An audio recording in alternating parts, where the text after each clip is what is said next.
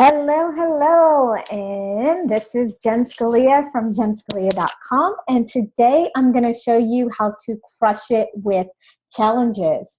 So I am a visibility strategist and business growth coach who helps people really shine online, really position themselves as the expert online. And one of the things I use personally in my business to grow and scale my business was hosting social challenges. So I've been doing this since the beginning of 2013.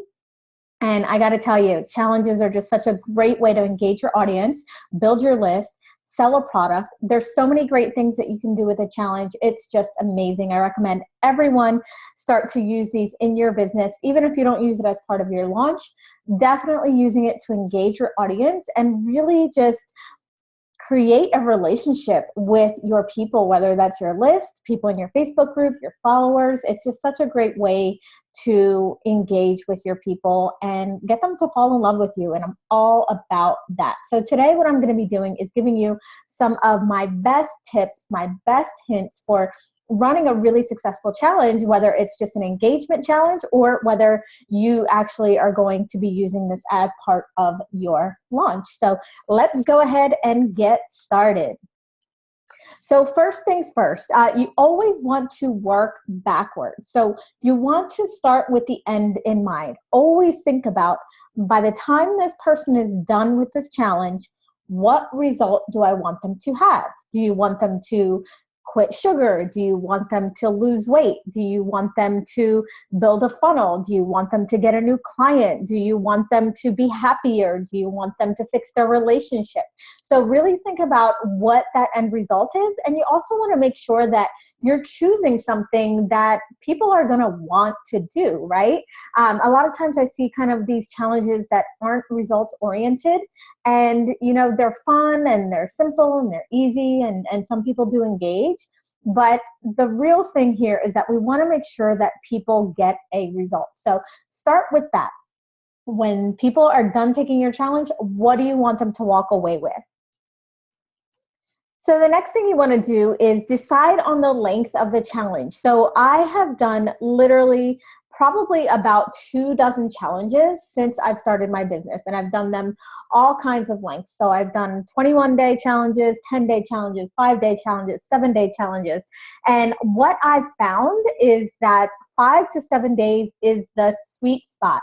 21-day challenges, 30-day challenges are way too long. You might think that you want to give people tons of value, but the real thing here is that people are they're gonna phase out, they're gonna fall off, they're gonna stop opening the emails, they're gonna stop engaging. So you really wanna keep it short and concise and get these people a result fast. If you can do that, you're on your way to creating a challenge that's actually going to be profitable. So decide on the length of the challenge. And usually, like I said, 5 to 7 days is a sweet spot. If you need to go a little bit longer, you can go to 10 or 14 days, but I highly recommend 5 to 7 days. So like I was mentioning earlier, you want to start with the result. In order to figure out what you're going to put in your challenges as far as the daily prompts and all of that great stuff, you want to reverse engineer. So let's say you come up with a 7-day challenge and you want someone to get a new client. I actually did a challenge like this before, so I'll use this as an example. So I had to think and reverse engineer, okay, I have 7 days to get this person a new client. 7 days is the length of my challenge. New client is the result I want them to get. So what are the 7 steps that they need to complete or that they need to do in order to get that client on that last day or within that 7 days? So you always want to work backwards. Whatever the end result is, what are the steps they have to take? What are the actions they have to do in order to get that end result? And each specific action, each specific prompt is going to be your daily email or your daily prompt throughout the challenge.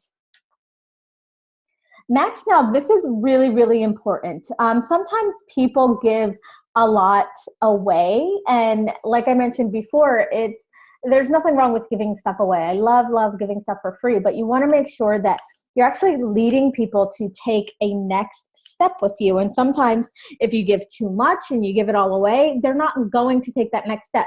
So what you want to do is think of the challenge overall as a preparation or foundation. So let's use the same example to get a client in a week course. Or the challenge, let's just say I have a course that I want people to get fully booked. So that first step, getting that first client or getting that next client is just going to get them excited. It's going to get them prepared to being booked solid, but they have to start with one. They have to start with that first one. So that's why that challenge would be the perfect prerequisite to them actually joining a program that's going to teach them how to be fully booked. Okay, so next is you are going to have to think of what is the title of your challenge and also the subtitle. So here I highly recommend choosing something that people are going to get, something that people are going to understand.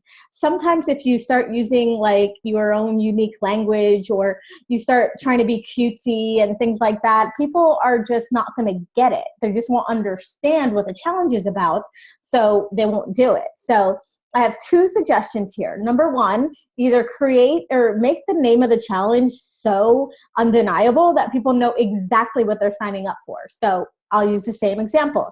Get a client in a week challenge. Join us. Straightforward as straightforward can be. People know exactly what the challenge is about. They know exactly the result that they're going to get. However, if you do have a challenge and maybe you come up with a cute challenge name or something along those lines, then I would suggest adding a subtitle so that people understand what that challenge is for. So I'll give another example here. I did a challenge called Gutsy Girls Make Green Challenge. So, I mean, it's cute. People liked it. But what was it really? So when I promoted it, it was the Gutsy Girls Make Green Challenge, a 7-day visibility challenge. So people then knew it was a visibility challenge. So if you're going to have a cutesy name as the title, just make sure you back it up with a subtitle. Otherwise, just be as straightforward as you can. Get a new client in a week challenge.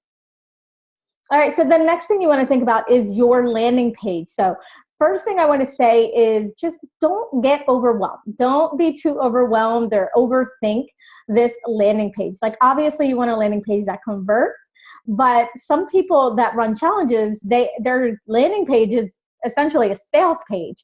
And I think it's a little bit confusing, and I really think it's just not necessary. My best landing pages, the ones that have performed really, really well, were just straightforward, told people exactly what the challenge was about, when it started, and about 2 to 3 bullet points on what they were going to get. Then a big button that says join the challenge now. So just make sure that your landing page is just straightforward, tells people exactly what they're going to get so they know. And then also as you start testing it, if you decide to do Facebook ads, you just want to make sure that you can kind of move things around, make sure that that landing page is actually working for you.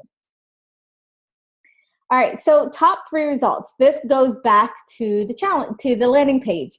You want to just reiterate. I have seen people that will tell you exactly what they're doing on each day of the challenge. So you'll see, you know, day 1, we're doing this. Day 2, we're doing that. Day 3, we're doing that. I personally don't like that. I've never done that in any of my challenges. And the reason why is because I just don't, I want to, you know, still be mysterious. I want people to be excited about what's to come.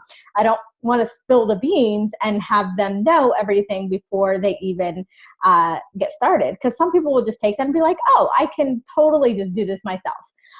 So I don't like to give the full daily breakdown, but I do like to give the top 3 results. So get a client in a week, right? I'm going to show you how to get a client even if you have no list. I'm going to show you how to ask for referrals to get a client. And I'm going to show you how to use your social media to get a new client this week. So what are your top 3 results?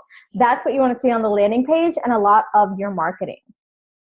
All right, so next thing you want to think about is, are you going to have a Facebook group for this challenge? Are you going to host it inside a Facebook group? So this is not necessary. It's not a requirement. However, the point of the challenge is really to create a community and get people excited about doing something together. So having that Facebook group really brings people together. It allows you to to put people in that group, and they can start interacting with each other. You can personally interact with them. You can comment on their stuff. You can like their stuff.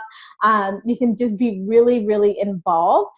And so I do highly recommend it, but it is not required. And the question I get a lot is, should I start a new group for my challenge?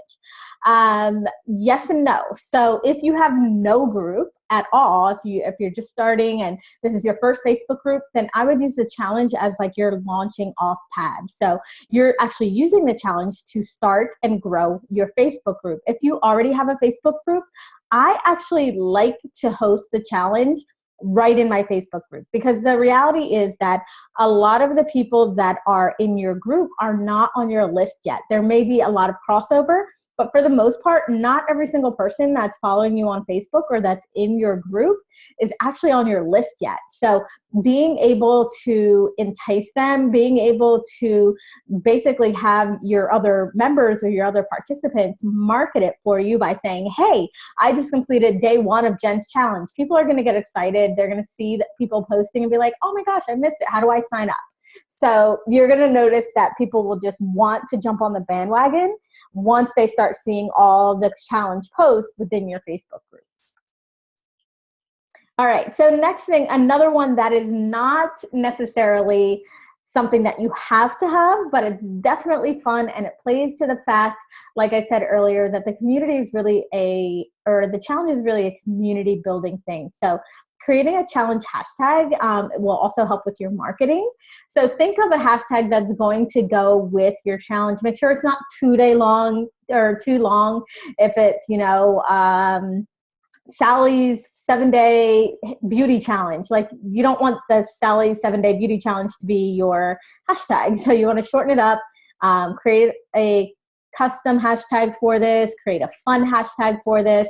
And when you send out your email prompts, you'll just ask people to actually use that hashtag. All right, so the next thing is, after you have your landing page set up, you want to create a thank you page. One of the things that I've noticed when I run challenges is that I get a ton of shares on Facebook and on Twitter, people sharing the page, saying, hey, I just joined Jen Scalia's Get a Client in a Week challenge. And they post it. And so they're actually sharing that with their entire audience, their entire Twitter followers. So having the social sharing on your thank you page is crucial. It's so important. So Lead Pages has, a regular template there where you can put a couple words in there and then it automatically has the share buttons. Choose that template to make sure that people are sharing your stuff. All right, so next thing is your welcome email. Once somebody signs up for that challenge and says, yes, I'm in for the challenge, you want to make sure that they get a sweet welcome email. And it doesn't have to be anything extravagant. You just want to make sure that they get something. The last thing you want is for somebody to sign up for your challenge and then get nothing from you until maybe the day of the challenge, because they're going to forget, they're not going to get excited. So make sure that you have that welcome email set in place before you start sharing your challenge to the world. So in that welcome email, what I typically put in there is just congratulations, welcome, thank you for joining the challenge. This is how it's going down. This is when it starts. These are the results you're going to get. And oh, by the way, here's the Facebook group that you can join, and this is where all the fun is happening. So like I said, super simple, super easy, but make sure you have this in place before you start sharing your challenge. Okay, next is your indoctrination email with your free gift. So indoctrination is basically getting these people even more excited about the challenge. So if somebody signs up for the challenge, they probably are already excited about whatever it is that you are producing in the challenge. But having an indoctrination, especially if there's a time lapse in between when the challenge starts and when they sign up, this is just a perfect way to just nurture your tribe and get them even more excited about the challenge. So typically in this email, I will, reiterate again what they're getting in the challenge, when it starts, tell them to get excited about it, and also give them a free gift that will help them along with the challenge. So it could just be a PDF, a cheat sheet, a checklist, something that they can actually download and have and feel like, wow, that was pretty cool. Like now I'm even more stoked to join the challenge. All right, so now you're on to your daily prompts and your email images. These are things that you're gonna have to create for your challenge. So if you have a 5-day challenge, 5 prompts, 5 images. You have a 7-day challenges, 7 prompts, 7 email images. So first things first, your daily prompts. Those are going to be what we decided in the very beginning, are those 5 to 7 steps that someone needs to complete in order to get the result that you want them to get. And so each one of those things will be your daily prompt. Now, these emails don't have to be long, but you do want to explain the reasoning behind it. So for example, you wouldn't just say, hey, just go ask your friends for a referral. That's day prompt 1. It's just, you want to give them a little bit more. Give them a little bit of background, give them a reason why you're asking them to do this prompt and what results they should expect to see. You can even give them examples, scripts, anything to make it easier for them to complete that challenge. As far as the email images, something again that is optional, you can use it within your emails, but you can also use it within the Facebook group. It can just be an image that says, day 1 of the, get a challenge in a week contest or challenge. And you would just post that right in the Facebook group. I use Canva for pretty much everything, or WordSwag. So something you can easily do or have your VA do. It's just creating those images for each daily email. All right, so the next really, really, really, really, really important thing is that you have engagement throughout your challenge. You want to make sure that people are fully engaged, but you also want to make sure that you're fully engaged. You want to make sure that you're commenting on people's posts. You want to make sure that you're liking people's posts. You want to make sure that you're answering questions, especially if you're using this as a community builder or a way to just grow your list and grow your community. You want to show them that you care. You want to show them, hey, I'm in it to win it. I am here with you. I'm doing it with you. You're not alone. I'm answering your questions, and that's it, because people are going to really respect you for that. So don't host a challenge and then just have people posting in the Facebook group all day long and thinking, okay, nobody's answering my questions and nobody's commenting, because then they won't continue. So make sure that you keep that engagement up throughout the entire challenge. Keep that vibe high. Okay, so next I want to touch on something, again, that is not a necessity, but something that people have used, and I have personally used in a launch type challenge. So if I'm using a challenge to launch something, what I've done is I've actually connected the challenge with a contest. So it's a great way to start to introduce your new program or service to your people. It's by offering a prize or hosting a contest where the person who participates the most in the challenge actually wins a spot into your group. So 2 things here. You can either offer just a prize. So if this is just an engagement challenge and you're looking to just really figure out who's engaging the most, you can either, just gift them something. It could be, an Amazon gift card. It can be a book. It can be, anything like that.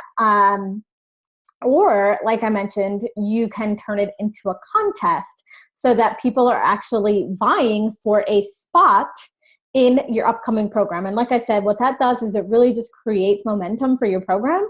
It gets the thing out there. They know that it's coming because obviously they're participating and they're like, hey, if I really participate, I'm going to get a spot in this class, which is worth, $1,000, $1,500, $2,000, however much it is. So it's just going to create more excitement around your product.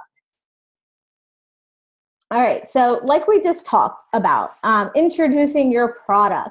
So aside from doing it launch style and having a contest, if you're not doing that, I want to talk about the best place for you to start introducing your product. So you don't want to do it right off the bat. As soon as somebody signs up for your list or signs up for the challenge, you don't want to automatically just start saying, hey, I have a product, or I have a service, or I have a new program that's coming out.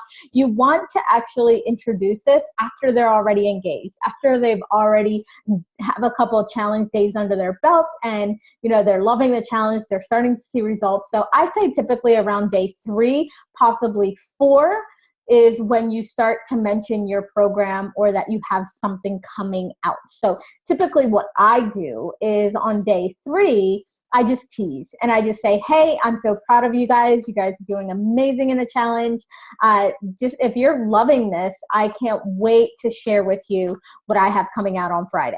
So just giving that little bit of tease, just getting them prepared and know that there is something coming, because the last thing you want is to do an entire challenge, have them go the 5 to 7 days and then hit them over the head with a product. And they're like, wait a minute, I wasn't expecting this, or I didn't know this was a sales pitch. So you want to just start to slowly introduce the product and tease people with it. Okay, so here is a really important piece of the challenge puzzle. And this is a piece I think a lot of people miss and don't do. And I'll be completely honest, I didn't do this in the beginning when I was hosting my challenges, but I do them now because I think it's just a great way to really connect, especially if you're launching that product. You want to have, you kind of want to wrap it up. So they just had all of these daily prompts and they were one each day. And so maybe somebody forgot a day or missed out on something or didn't get the email. So I think a wrap up webinar is a great way to bring it all together and say, hey, we're going to do a challenge and it's going to be, or we're going to do a webinar and we're just going to wrap up and kind of go over everything that we just did for the last 5 days. So you're inviting people to join that webinar with you. And on that webinar, if you're using this for a launch, you can pitch something. So you'll either pitch that product that you introduced earlier, or you can just invite people to get on the phone with you. Again, it's just a great way to kind of rally up the people who are in it to win it, the people who were engaged the entire challenge, who did all the prompts, and they want more. So having that webinar in there instead of going straight from challenge to pitch and then just pitching them through email, you're going to get a lot more people engaged and signing up if you do a webinar.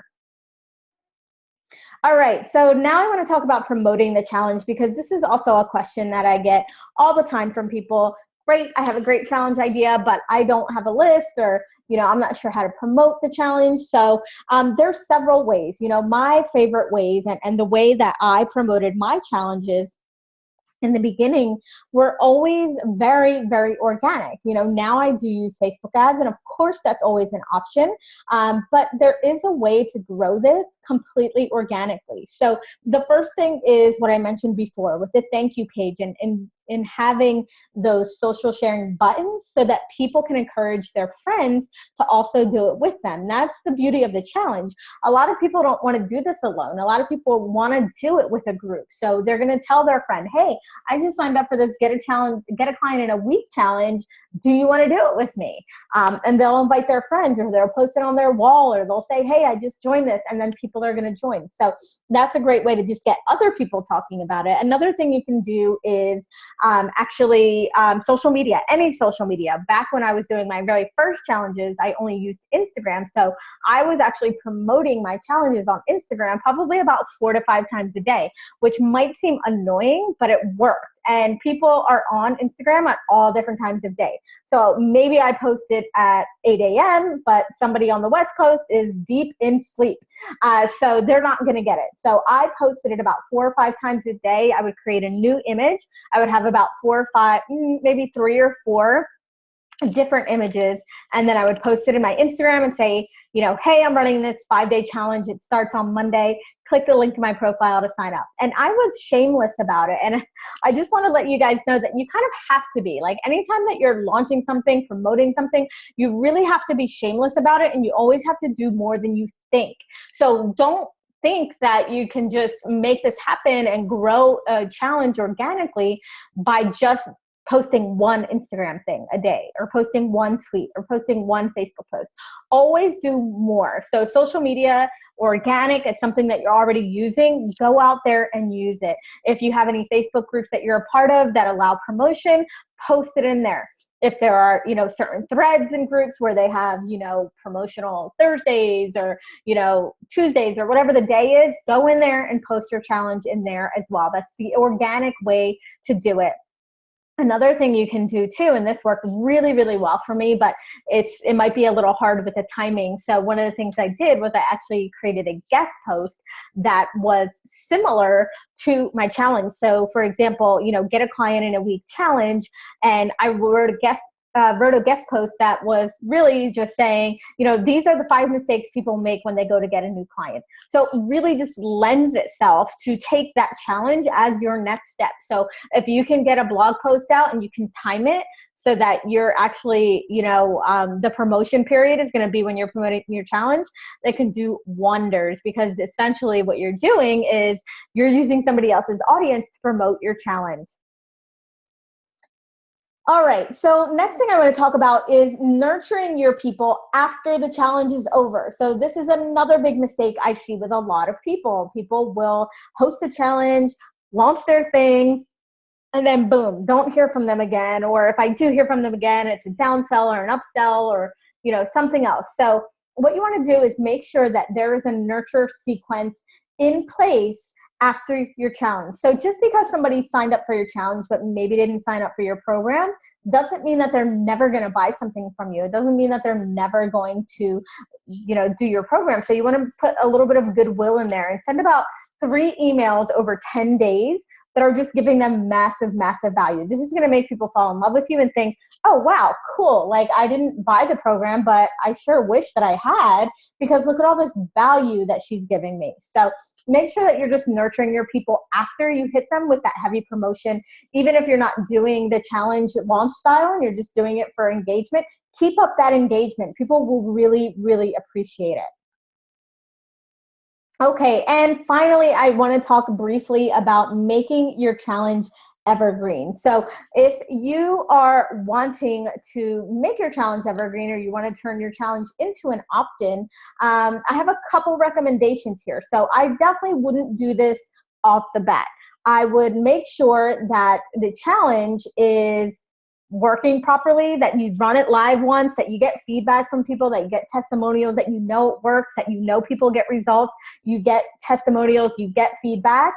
So that way when you promote it again as something that is evergreen, you have proof behind it and you know that that it's going to work. The other thing too is I always like to, just shift the wording, and instead of calling it a challenge, calling it a mini course. It actually makes it seem like it's a lot more valuable. Plus the fact that a challenge is really something that, like I've mentioned 3 times already in this presentation, is something that people are going to want to do together. So if somebody's just opting into your site and they're like, great, cool, I'm going to take this challenge. And they're kind of just winging it, they're kind of just doing it by themselves, or they go to post in the Facebook group and they're the only person posting in the Facebook group. So I would just reframe it, reposition it more as a class, a mini class, instead of a challenge with the actual prompts to go in the group and things like that. So that is it, guys. I hope you got a ton of information and a ton of knowledge bombs here about crushing it with challenges. This is a must for anybody that's running business, for anybody that wants to get new customers, for anybody that wants to engage with their audience. Just super simple. Get it out there. Get your version 1.0. It's not going to be perfect your first time. You may not get 1,000 people the first time, or even 100 people the first time, but go out there, try it, have fun with it, tweak it, and do it again.